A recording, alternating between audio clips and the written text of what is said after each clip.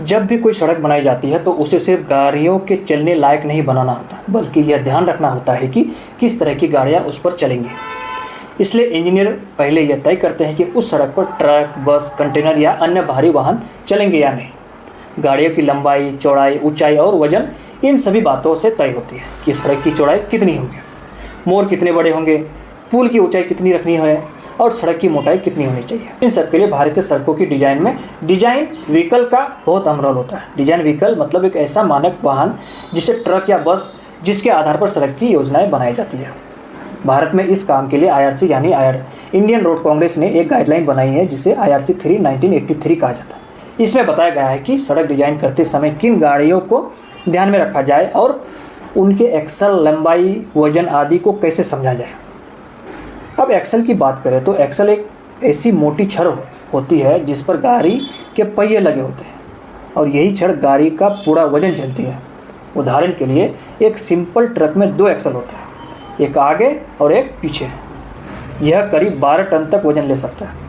अगर किसी एक्सल में दोनों तरफ 2-2 टायर लगे हो तो वह एक्सल 10.2 टन वजन उठा सकता है। वही अगर 2 एक्सल पास लगाया जाए तो उसे टेंडम एक्सल कहते हैं और वह एक साथ 18 टन तक वजन उठा सकता है। जैसे टाइप 3 ट्रक में 3 एक्सल होते हैं, एक आगे और 2 पीछे, और वह कुल 24 टन वजन ले सकता है। वही टाइप 3 ट्रक जिसमें आगे 1 और पीछे 3 एक्सल होते हैं, वह 52.2 टन तक वजन झेल सकता है। ऐसे ही सेमी ट्रेलर और ट्रक ट्रेलर गाड़ियों की कैटेगरी होती है जो भारी माल ढोने के लिए इस्तेमाल होती है और उनके हिसाब से सड़क की मजबूती और चौड़ाई तय की जाती है। IRC ने यह भी तय किया है कि कोई भी गाड़ी 2.5 मीटर से ज़्यादा चौड़ी नहीं होनी चाहिए। गाड़ियों की चौड़ाई सामान्यतः 3.8 मीटर तक हो सकती है और कंटेनर गाड़ियों के लिए यह 4.2 मीटर है। सिंगल ट्रक की लंबाई अधिकतम 11 मीटर, बस की 12 मीटर और ट्रेलर या ट्रक ट्रेलर की लंबाई क्रमशः 16 मीटर 18 मीटर तक हो सकती है। इसके लिए जब सड़कों का डिज़ाइन किया जाता है तो यह सब बातें ध्यान में रखनी पड़ती है ताकि बाद में कोई ट्रक पुल से ना टकराए, ना मोड़ पर फंस जाए और सड़क का फर्श ज़्यादा वजन से टूटे नहीं।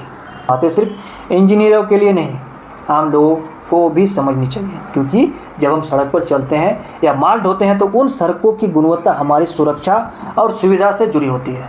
इसी सोच के साथ यह नियम बनाए गए हैं और इन्हें समझना हम सबके लिए ज़रूरी है।